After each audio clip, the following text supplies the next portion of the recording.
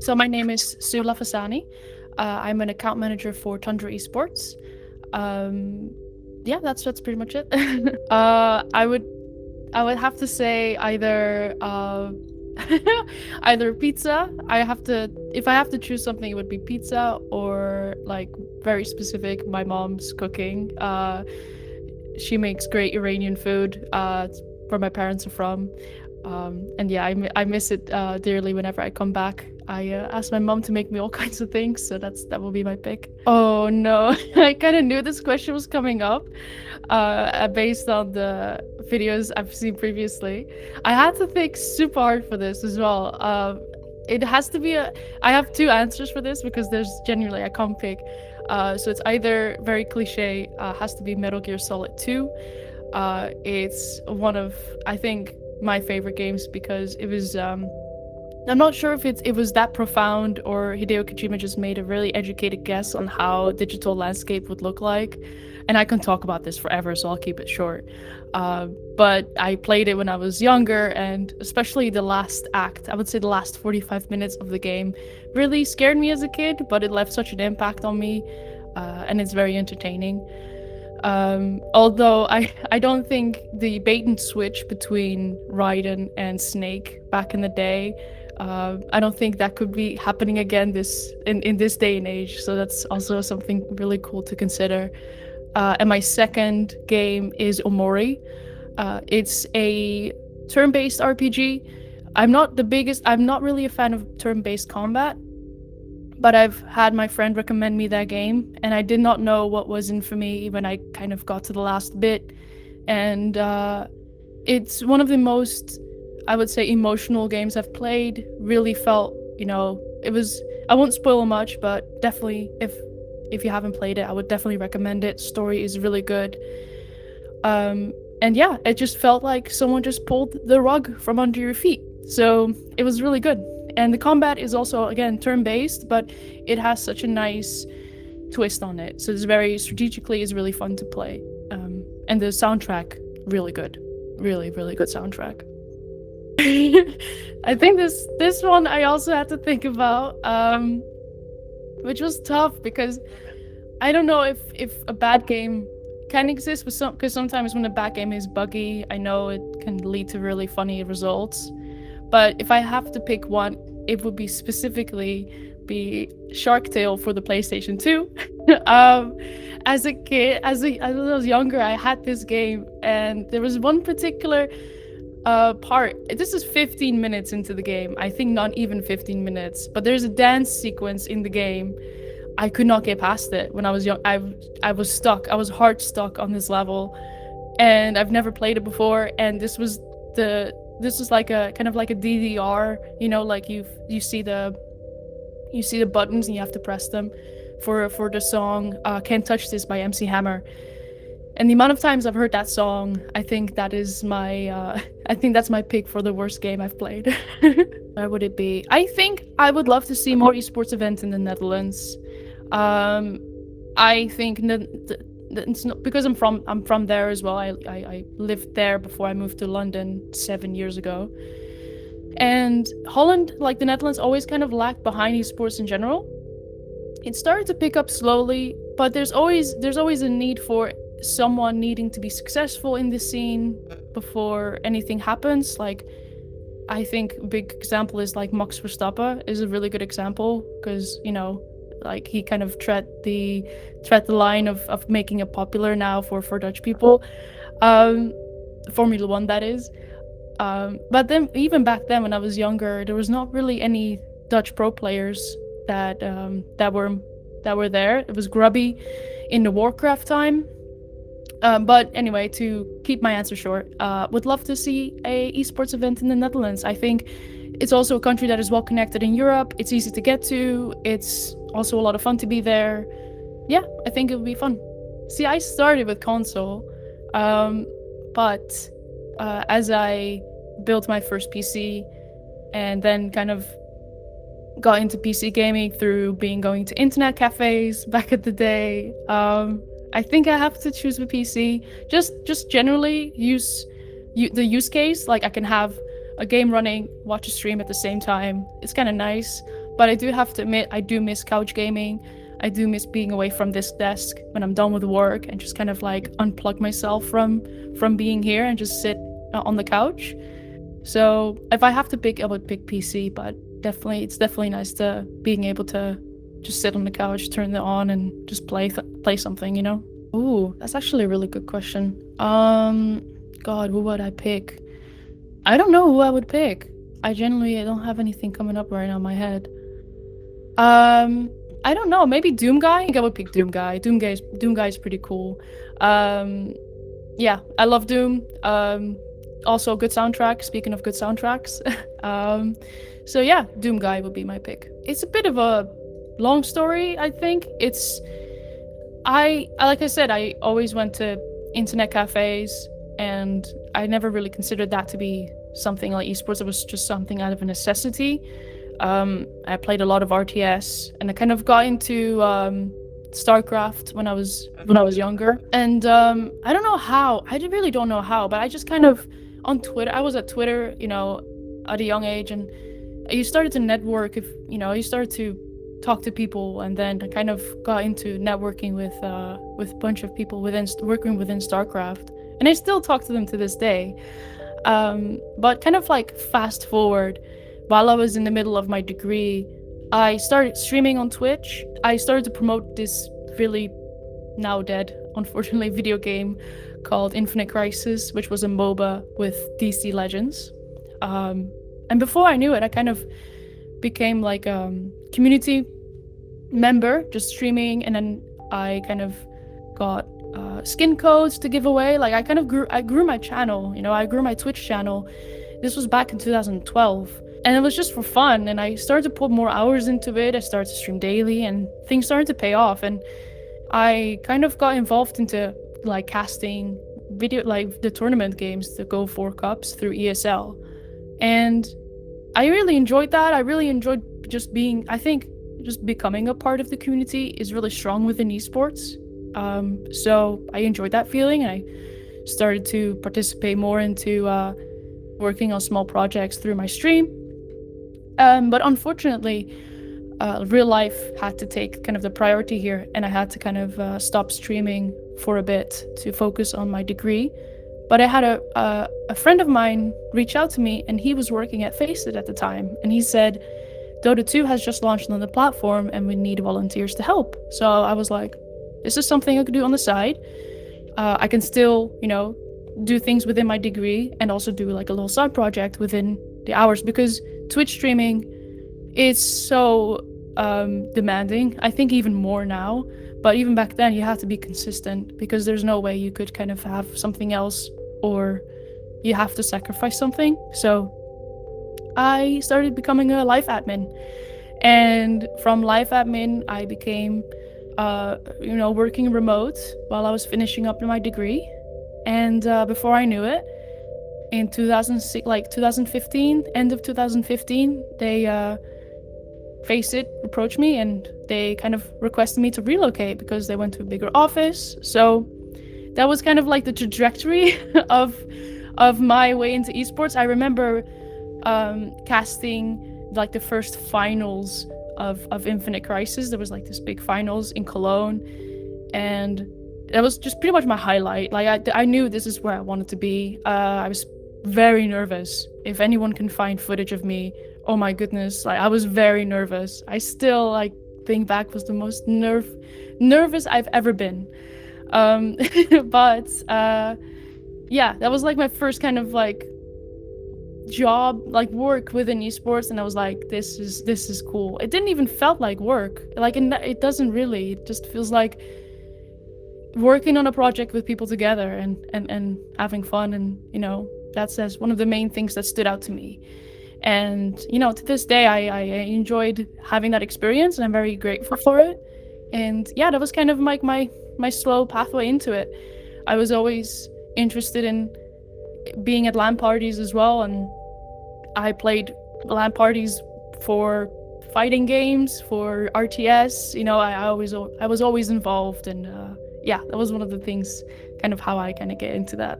Yeah, I would say when I was in Germany, And I was in Cologne, Germany. I was at the ESL studio, and yeah, I was so nervous, but it was exactly what I wanted. It was awesome. One way or another, I wanted to be involved within the industry. And now that I kind of chose what I like to do, which is an account manager. It's for me, it's really fun because it is actually project management. And you do have to be very quick thinking, and there's sometimes a lot of pressure that comes with it, but it's so rewarding. That's what I mean. I worked at Corsair after Face It. I worked at a marketing agency called Heaven Media after Corsair. And I don't know, nothing compares to that. Nothing compares to that rewarding feeling that I've always had when I was working in esports. Biggest achievement in my career so far. Being also, a part of women in esports, I feel like I felt so honored when, being part of this. I think it's one of the main things that I can, like, the word that always comes to mind is just honored, because while I was away from Face It, I kind of was away from esports and I felt very disconnected from it. But I had women in esports to kind of keep me still kind of in that industry and still make sure that I was working within the industry and doing what I love. So I feel really appreciative of just this general, incentive. I feel really appreciated. But I think the thing that stood out the most would be biggest achievements. I would say, I think Flashpoint 2, I think it was one of the biggest achievements, because this was back when, in COVID times, feels so long ago now, but this was at the time there were no vaccines available yet either, but we had to live in a bubble within the hotel and create the production from there. So I was a year away from all of my colleagues and all of the project management departments. And we were just there. I was just there in a hotel for 2 weeks, and being so not being able to leave the hotel, but I just had the best time working, doing what I do for the sponsors that we had available, because, there was no other way to do it online. There's no other way to just quickly talk to the production and ask them quickly, about anything related to my workload. So I feel like achieving that and making sure that things get done and deliverables get done, I think that was one of my biggest achievements. It's always the one that comes back to me when I think about when this question gets asked in other conversations, like what is the most remarkable, it's just that. It's just being in a hotel for 2 weeks, quarantined, in the bubble, but still being able to work with everyone face to face. That was so rewarding, and I don't think I can ever handle production, doing work that was that important. I don't think I can do it online. I think I would have to, at that stage I knew, like, in order to get things done, you just need to be there in person. There's no other way. Oh, that's generally 5 years is a long time, considering I have been living in London for 7 years now, almost. And whenever I look at, even when I look at myself back 5 years ago, I just feel so inexperienced and new, and it's crazy how fast time is going, with a blink of an eye. And just, yeah, I don't know. I think I'll hope I'll be somewhere where, I'll still enjoy as much what I do every day. To put it into perspective, in the next 5 years, yeah, I think that'll be such a different that will be me at 34. Oh my god. I don't know where I'll be when I'll be 34. I just turned 29 like a couple of days ago. So yeah, it's tough to think in the next 5 years. I usually kind of go thing by week. I never plan ahead that far. But yeah, generally whenever I think about that in terms of timelines, I often make the joke, because I moved to London when I was 22, and it was just me in a 20-kilo suitcase. And I often think I often think to myself, like, who let me make that decision? Like, no one stopped me. It's insane because now I see 22-year-olds and they look like a baby to me now, and I don't know. I might be just age, but yeah, it's crazy. I don't know where I'll be in 5 years. I hope I'll be very very happy, still talking about my favorite games and my favorite foods. I definitely say compared to previous years, I've seen a lot improvements. Like generally, I'm very very impressed with how much it has improved. I think it tends to be it's a difficult thing for sure. With all things, these are really difficult topics, but I've definitely seen a big improvement over, I would say, the last decade. It's definitely a lot more common and it's a lot more supportive now rather than I wouldn't say it wasn't supportive. It's just one of those things that always it was kind of painted with a big question mark. Um, but I don't really see that applied anymore. I really see a lot more support and I see a lot more discussions and conversations, and these things just need to happen. And I'm optimistic, for the future, definitely. And it's gonna go so fast. I feel like with the way the internet works and such, things go like 300 miles per hour. So I feel like within a blink of an eye, we'll have so much more improvement, and we haven't even considered yet like how short of a time span that has gone. So yeah, I used to be of the opinion that they weren't needed. I used to be really stubborn about this, I have to honestly admit. But I don't know, I feel like in a certain way they are needed for the same reason that, yeah, it's a tough one. I feel like both. Why not both? I understand both sides. I understand both arguments. Um, but I definitely think they're needed just to get a start somewhere. It's really tough to get, whenever I think about these kinds of things, I always kind of think like what was needed when I was younger, and if I had a group of women that I always were there to play games with, I feel like I'd had such a more experience playing competitive games myself. So why not have the opportunity for other people new in the scene, or new talent? Because there's nothing worse than enjoying what you do and enjoying, searching or considering something and maybe discovering that you have a knack for it and that there's no real way to kind of put that into.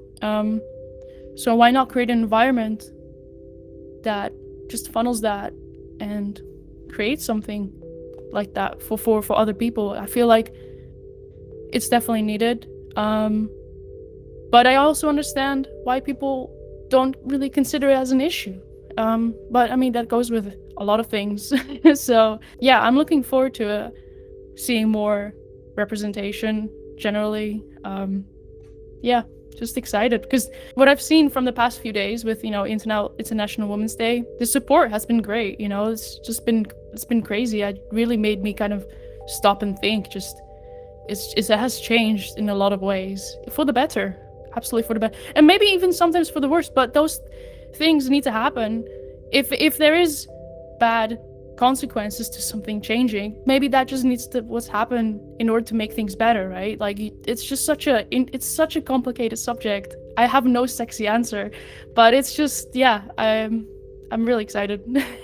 Maybe just general, like, I know this is probably already the case, but maybe just general awareness of how people treat each other in voice chat. And I know that the voice chat is often a feature and should be treated as such. But, from the content from what I've seen and from what I've experienced from playing CSGO, from just playing duos, so the 3 randoms in your team, it's very exhausting. And I think I would like to see more examples of how to handle that better, maybe, because I often see people argue it with like, oh, just mute them.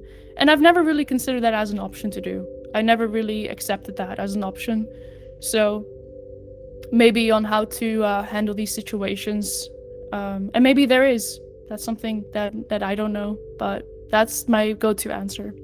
You know, I've said this before, and I'm sure that Alice is sick of me saying this. But whenever I think about women in esports, I always think about what was it that I needed as my younger self to be a little bit more like confident into what I like to pursue and what I like, because when I was growing up, video games was just kind of, not the main thing to consider as a future or job opportunity.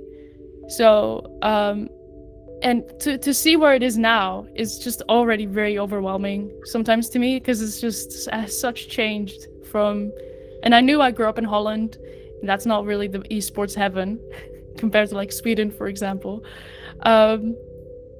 But yeah, that's the one thing, like I would, that's the main passion where it lies. That's what it means to me, just doing something, paying it forward, being able to be there where people need what I needed as a younger kid, or just being able to help and support anyone that is having any issues with it.